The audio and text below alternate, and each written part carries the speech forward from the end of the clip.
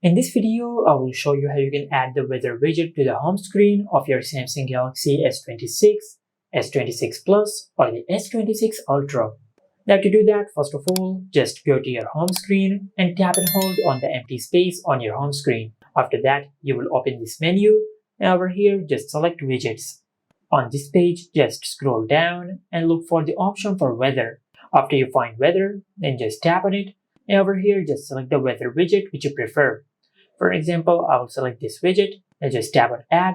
And after you do that, you will add the weather widget to the home screen. Now just tap and hold and drag the widget around and place it wherever you want. And also you can increase or decrease the size of the widget just like that.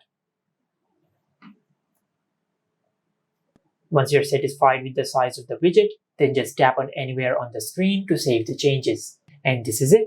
Make sure to like, comment, and subscribe. Thank you for watching.